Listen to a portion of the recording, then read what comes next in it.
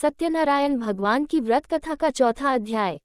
सूची बोले, वैश्य ने मंगलाचार कर अपनी यात्रा आरंभ की और अपने नगर की ओर चल दिए। उनके थोड़ी दूर जाने पर एक दंडी वेशधारी श्री सत्यनारायण ने उनसे पूछा, हे साधु, तेरी नाव में क्या है? अभिमानी वणिक हंसता हुआ बोला, हे दंडी, आप क्यों पूछते हो? क्या धन लेने की इच्छा है? मेरी नाव में तो बेल व पत्ते भरे हुए हैं। वैश्य के कठोर वचन सुन भगवान बोले, तुम्हारा वचन सत्य हो। दंडी ऐसे वचन कह वहां से दूर चले गए। कुछ दूर जाकर समुद्र के किनारे बैठ गए। दंडी के जाने के बाद साधु वैश्य ने नित्य क्रिया के पश्चात नाव को ऊंची उठते देखकर अचंभा माना और नाव में बेल पत्ते आदि देख वह मूर्छित हो जमीन पर गिर पड़ा। मूर्छा खुलने पर वह अत्यंत शोक में डूब गया। तब उसका दामाद बोला कि आप शोक न मनाएं, ये दंडी का शाप है, इसलिए हमें उनकी शरण में जाना चाहिए, तभी हमारी मनोकामना पूरी होगी। दामाद की बात सुनकर वह दंडी के पास पहुंचा और अत्यंत भक्तिभाव नमस्कार करके बोला, मैंने आपसे जो असत्य वचन कहे थे उनके लिए मुझे क्षमा दे। ऐसा कहकर महान शोकातुर हो रोने लगा। तब दंडी भगवान बोले, हे वणिक पुत्र, मेरी आज्ञा से बार बार तुम्हें दुख प्राप्त हुआ है, तू मेरी पूजा से विमुख हुआ। साधु बोला, हे भगवान, आपकी माया से ब्रह्मा आदि देवता भी आपके रूप को नहीं जानते, तब मैं अज्ञानी कैसे जान सकता हूँ? आप प्रसन्न हुई, अब मैं सामर्थ्य के अनुसार आपकी पूजा करूँगा। मेरी रक्षा करो और पहले के समान नौक में धन भर दो। साधु वैश्य के भक्तिपूर्वक वचन सुनकर भगवान प्रसन्न हो गए और उसकी इच्छानुसार वरदान देकर अंतर्धान हो गए।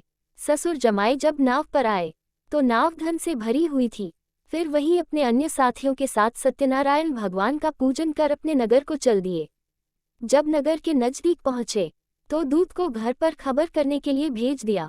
दूत साधु की पत्नी को प्रणाम कर कहता है कि मालिक अपने दामाद सहित नगर के निकट आ गए हैं।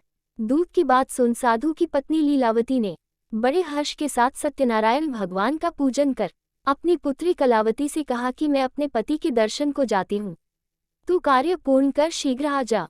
माता के ऐसे वचन सुन कलावती जल्दी में प्रसाद छोड़ अपने पति के पास चली गई। प्रसाद की अवज्ञा के कारण श्री सत्यनारायण भगवान रुष्ट हो गए और नाव सहित उसके पति को पानी में डुबो दिया। कलावती अपने पति को वहां ना पाकर रोती हुई जमीन पर गिर गई।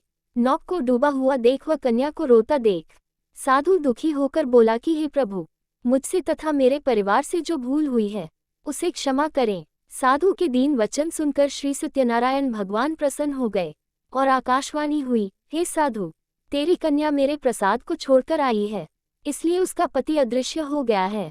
यदि वह घर जाकर प्रसाद खाकर लौटती है तो इसे इसका पति अवश्य मिलेगा। ऐसी आकाशवाणी सुन कलावती घर पहुंचकर प्रसाद खाती है और फिर आकर अपने पति के दर्शन करती है। उसके बाद साधु अपने बंधु बांधवों सहित श्री सत्यनारायण भगवान का विधि विधान से पूजन करता है। इस लोक का सुख भोग वह अंत में स्वर्ग जाता है। श्री सत्यनारायण व्रत कथा का चौथा अध्याय संपूर्ण। बोलिए श्री सत्यनारायण भगवान की जय। अगर आपको हमारा वीडियो पसंद आए तो कृपया लाइक करें, सब्सक्राइब करें और बेल आइकन दबाएं।